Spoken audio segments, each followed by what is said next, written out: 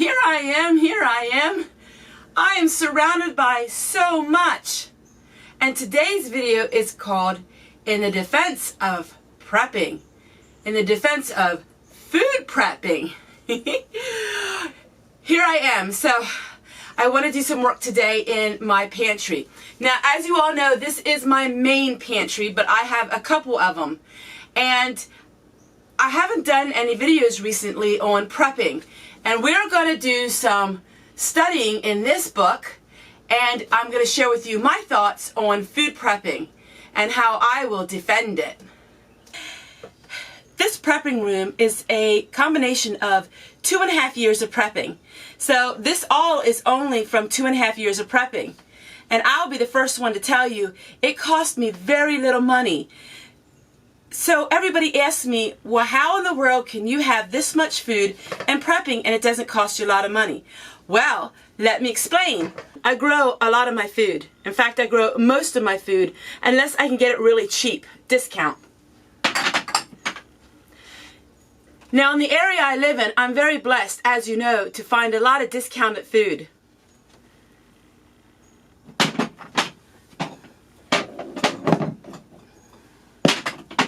And I know not everybody can find food like that. So your prepping may be a little different depending on the area in which you live. But you have to have a keen eye when it comes to prepping. So when you're out and about and you see a good sale, you have to pick up on it. Like 99 cents for these noodles, but 69 cents for these noodles. I got a big bag of noodles for $1. Dollar Tree has all kinds of rice, black beans, kidney beans. They also have lentils. What I did was every week I would take $5 or $6 of my money and I would buy something extra. I didn't buy what I needed. I bought 1 or 2 things extra. In a matter of 2.5 years, this is where I'm at. Now, as you see, a lot of it is canned food. And that is food that I gleaned from other people's property. They told me they weren't wanting any more of their produce. I gleaned from places that were commercial, that I was able to go in and glean the fields after the harvester came in. I am known for gleaning. Gleaning. Anybody who has something they don't want or need, they will ask me, hey, do you want it? 9 times out of 10, people don't like seeing waste. And if they knew the right person, they would give their extras. So why am I in defending prepping and food prepping? In the course of my almost 2 years on YouTube, I had a few really ugly comments. Well, you're a food hoarder, you horrible thing. You hoard food. No, I don't hoard food. I am a food prepper. In other words, when the times are plentiful is when you stockpile some things, so when the times are lean, you are able to survive off that. And guess what? That's right. My times are lean right now. And I have all of this amazing food at my disposal because when times were plenty, I stocked up on things and I really had a desire to have a pantry because you never know what tomorrow holds. And so while I don't prep for the end of the world and I don't prep for the apocalypse and I don't prep for that, I prepped for in case of hardship. And that's what you do. And that's actually what you're supposed to do. Not everybody has a pantry like mine, and I understand that. Not everybody has the ability to be able to harvest their food or be able to can up large quantities of food. But you are able to go to the Dollar Tree. You buy a pack of noodles, buy 2. You buy a jar of spaghetti sauce, you buy 2. And each time you do that, before you know it, you have a pantry that is a prepper pantry. No, it doesn't happen overnight, but you would be really shocked and surprised how quickly it does happen. So, in the course of my survival series, I've learned the most major lesson of all. Books are not something you can count on fully. I had a trove of books. My library was stocked, I thought, brim with books on how to live a survival situation. And sadly, all those books, but a few, have no meaning. They had no purpose. They didn't help me at all. And I don't even think I even want them in my library anymore. Yes, they had the nice glossy cover and they looked really good on the outside, like they would be so full of knowledge. But honestly, they didn't have much knowledge in it. So, what book do I really want to recommend? This one. And I got it on Amazon for under $10 used. It is called Making the Best of Basics, Family Preparedness Handbook. This is everything. This is everything from food to other areas of your life that you will need to prep. But I want to share with you a little bit out of the book. And I know a lot of you will take notes on this. So in this book, now of course this is their take on prepping. And of course everybody has their own ideas on prepping. But I want to share with you what they are saying about prepping. Number one, the Pioneer Method. By far the Pioneer Method is the most difficult, requiring the most dedication. The Pioneer Method requires skills as scratch production and gardening, at-home production and preserving skills. But however, this can be hard because the Pioneer proficiencies have not been passed to the younger generation. So a younger generation may have a hard time learning the Pioneer skills and the Pioneer prepping. Some of the advantages are they become equipped in all aspects at home production. Disadvantages are they learn how to work and share responsibility within the family. So some may not be able to work with each other. They need a 50 by 100 square foot gardening area. Without adequate land and zoning, it would be difficult to be the Pioneer prepper. You're always learning new skills. You're learning how to can, to freeze, to dry, to pickling. So that's an advantage. And the food tastes homemade. That is an advantage. But some of the disadvantages are it may cost more at home on the onset of home production, because in the beginning you got to buy the equipment. You have to buy the canning jars. You have to buy the canning lids. For me, it's very cheap now because I have all of that. So that is the Pioneer Method. And that is Tessie. That is me. The second one is called the Package Method. You get highly processed, canned, dried, or dehydrated food.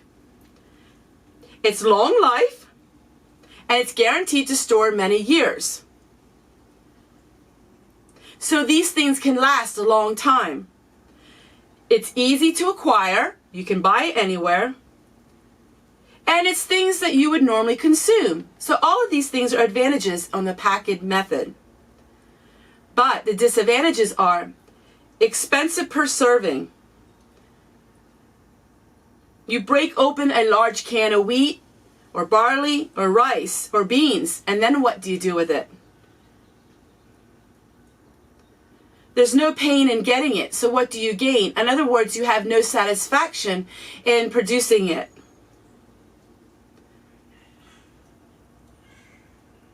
Can you enjoy it fully? Is it really good and nutritious and it tastes like homemade?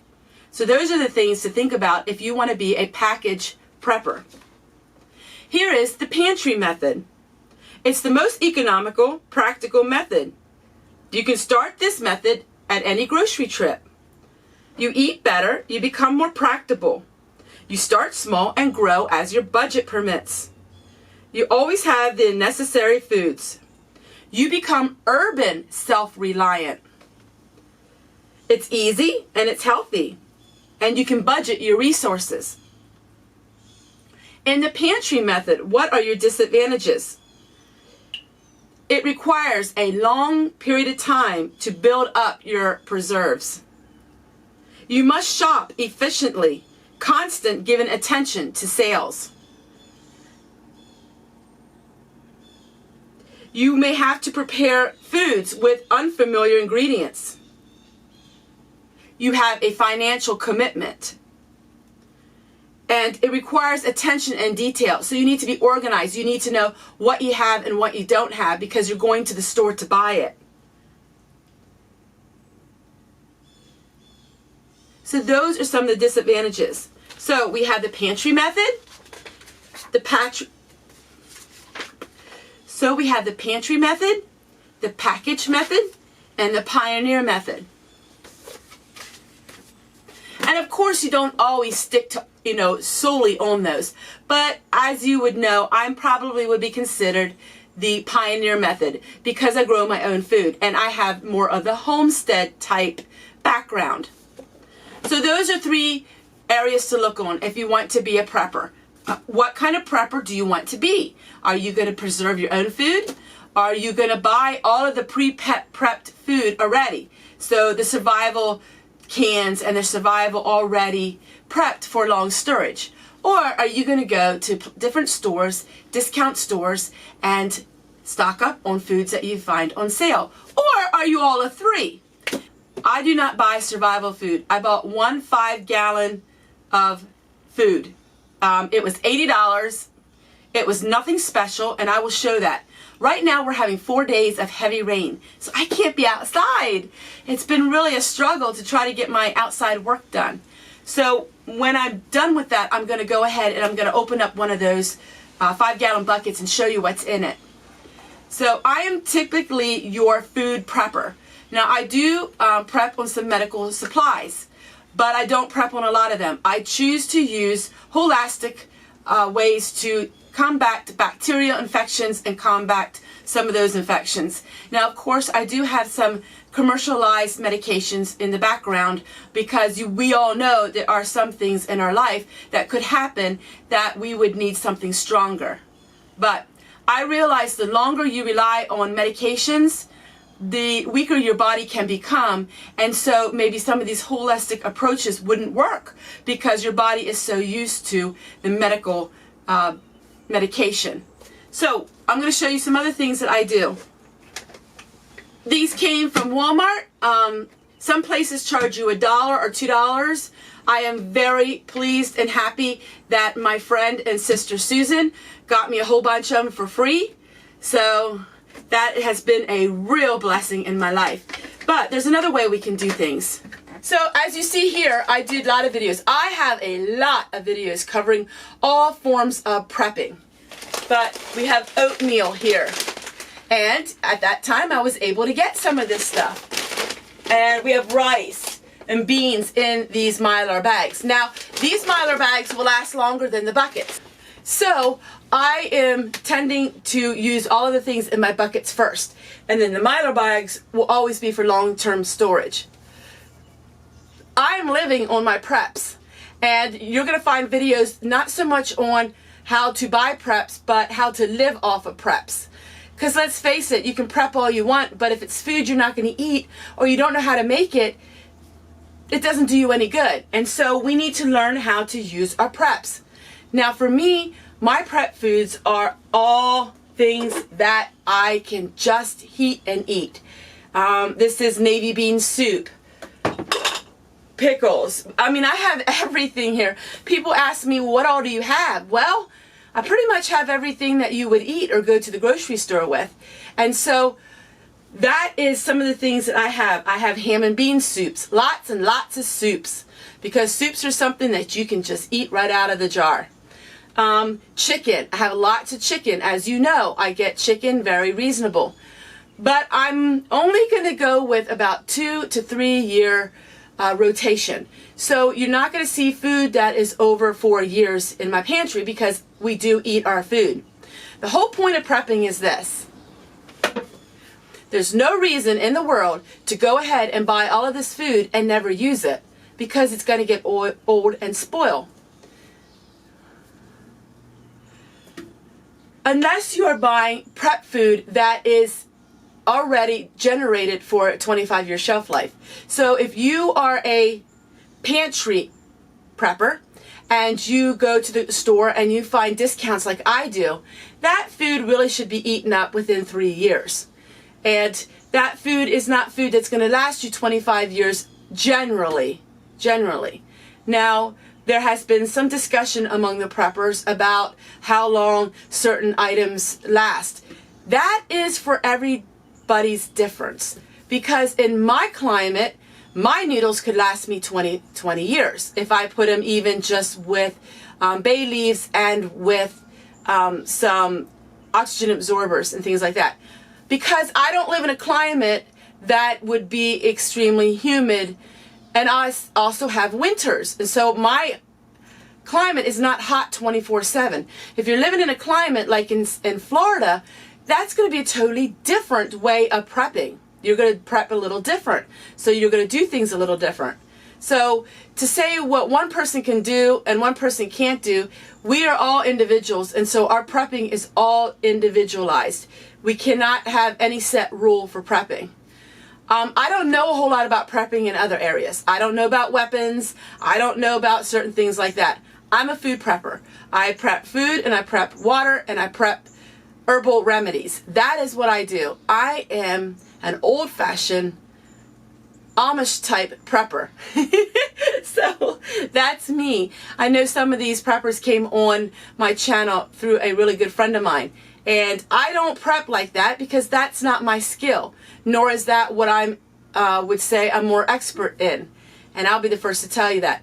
But if you are a prepper that is a pioneer and you do grow your own food, you need to have canning lids, because canning lids is going to be a commodity that will be very hard to find. Canning lids, canning jars, canning rings. If that is what you're prepping, you need to prep in that scenario. So those are things to look about. What all do you need to preserve your food? For me, canning lids. Now, if you are the other kind of prepper, if you are a package prepper, you're not going to want canning lids and canning jars and stuff like that because it wouldn't do you much good. So you would save up your money for all of the survival kits and all of the survival foods. So those are things to look about. If you are a pantry prepper, you get beans, you get rice like that, you take it out of the original packaging and you can put it in Mylar bags, and then it will last you, 10 plus years. So I would strongly suggest you get a book. And if you want to get any book and you don't have any books, I would strongly suggest this book. That is what I would suggest to you because it covers everything. It also shares with you a library in the back where you can buy different books and on different subjects. So I thank you so much for watching. I know this was a little bit of a long-winded video, but I have so many requests for my prepping and my defense for prepping. So prepping, food prepping is not a hoarding. In fact, it's using it for the leaner years, and you can also really save a lot of money. You can sustain yourself, and you have that comfort in knowing that no matter what happens in your life, you will have food for yourself and your family. Let's face it, we have insurance for all kinds of things in our life, but where is the #1 insurance that we need as far as staying alive? And that is our food and our water preps. Take care, everyone, and we'll see you guys tomorrow.